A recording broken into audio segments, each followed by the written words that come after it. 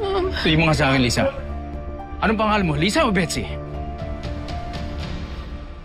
Yung ginamit kong pangalan sa resume ko, totoo yun.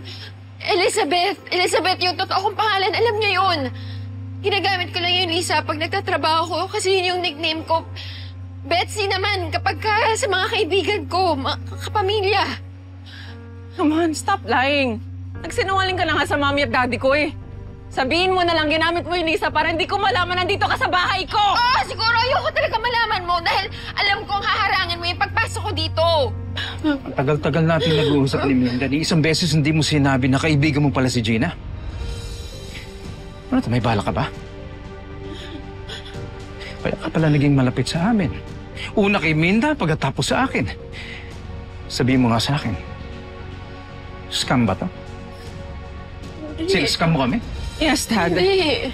It's her scam.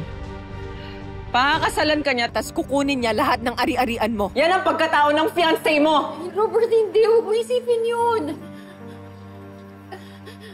Hirap na hirap ako maghanap ng trabaho kaya ako pumasok dito pero hindi ko sinabi sa'yo na kakilala ko si Gina dahil alam kong galit siya sa akin.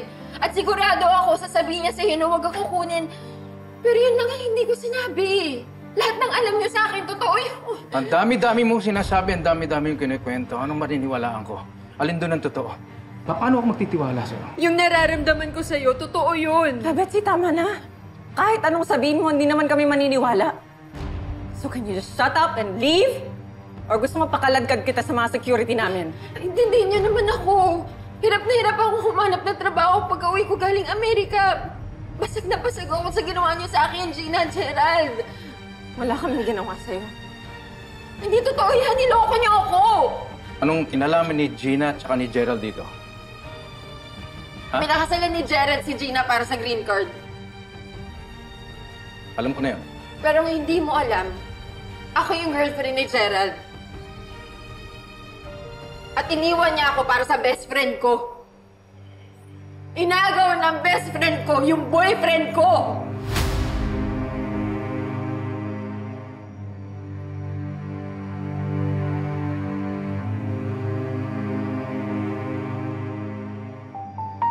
Gerald, pinakasalan mo yung anak ko, pero may girlfriend ka pa? Let me explain. No. Let him explain. May dila siya, di ba? Pwede ka magsalita? Paliwanag ka. Alam ho ni Betsy ang tungkol sa marriage namin ni Gina. Malinaw ho sa amin tatlo yung sitwasyon namin. Oh, Dad, paano niya lahat to? It's her plan. Oo, pero ang plano, magpapakasal kayo at magde-divorce kayo pag nakuha niya na yung green card niya. Ako naman yung pakakasalan niya. Pero ano ginawa mo? Inagaw mo yung boyfriend ko! Linaw ko mo best friend mo. It just happened. We just fell in love, Dad. Hindi namin sinasadyang saktan si Betsy. Kahit na niloko niya pa rin ako, trinaytoro niyo ako! Inagaw mo si Gerald sa akin, Gina! Wala akong inagaw sa'yo, Betsy. Aksidente lang yun. Pero nagsinungaling ka. Nagsinungaling ka sa amin. Una sinabi mo, gumawa ka ng illegal para pakasalan si Gerald para makakuha ng green card, tama? Pagkatapos nabuntis ka, and then you will claim na na-in-love kayo sa isa't isa? How can you do that, Gina? Kung buhay pa ang nanay mo, you will put shame to her. Anong iniisip mo? Bakit mo nagawa yun? Kasalanan mo to. Nilason mo ang isip ng daddy ko! Sige na! That's enough! Tama na! Dito! Ayoko na! Iakit kayo sa taas! Iakit mo na sa taas! Sige na! Pagod kayo! Sige, alagaan niyo anak ninyo. Alam mo, wala akong pinagbibintangan sa inyong dalawa, ha? Pero pareho kayong may kasalanan. I can't believe you're taking her side! I'm not taking anybody's side! Sige, makit muna kayo. Pahinga kayo. Gerald, No, alagaan niyo Dad. anak niyo. Kailangan natin palayasin ng babae yan dito. Walang aalis sa bahay na to! Umakyat muna kayo sa taas! Gerald, sige na, dali mo na siya.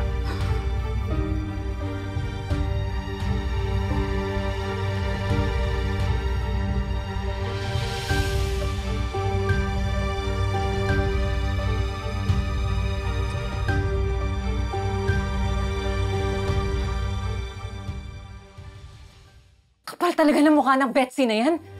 She just can't let it go. Dinamay pa niya mami at daddy ko sa issues natin. Ako din hindi ako makapaniwala. Pero hindi kaya tataon ng lahat ng to. I don't believe that. Sa lahat ng trabaho pwede niya pasukin, dito pa talaga sa bahay ko. Sa mami at daddy ko. She targeted them. And I don't wanna think of, paano kung may ginawa siya para mamatay si mami? Or worse, paano kung hinayaan na lang niyang mamatay? Mahal, huwag mo isipin yan. Maraming fault si Betsy, pero hindi naman siguro siya mamamatay tao. Betsy is a liar. Hindi ka rin naniniwala na trabaho lang habol niya? No! Kasi kung trabaho lang hinahanap niya, dapat umalis na siya nung namatay na si mami. But what did she do? She stayed! And napakakasalan niya si daddy?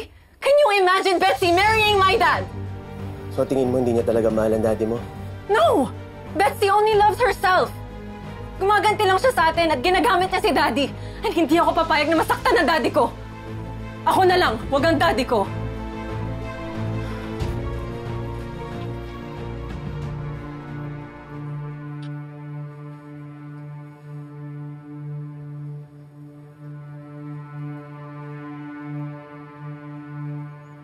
Galit ka pa rin ba?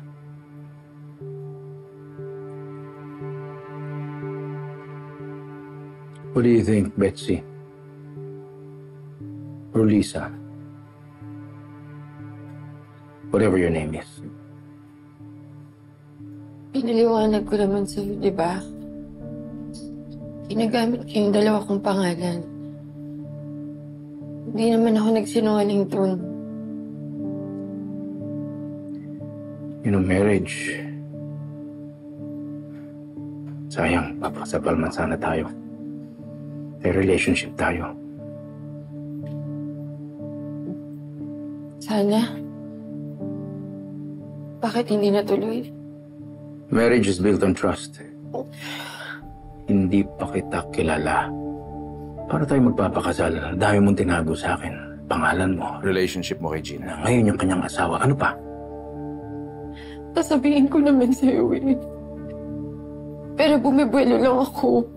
Ang totoo niyan, ang hirap kasing sabihin na tinidor ako ng anak mo. Inagaw niya yung boyfriend ko. Maniniwala ka ba sa akin? Dapat ba akong maniwala sa'yo? Hayaan mo muna akong explain lahat sa'yo. Ang dami kong in-applyan na trabaho. Kaso walang nangangailangan ng caregiver nun. Kayo na lang ni Maminda yung pag-asa ko. Mahal, pupuntahan ko muna si Tita Connie, ha? Kakamustahin ko lang.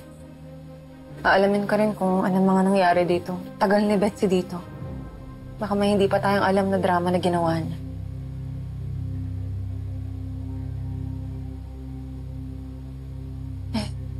Parang hindi ka masyadong concerned. Concern naman ako, mahal ko. Iniisip ko na kasi yung daddy mo eh. Galit din siya sa akin.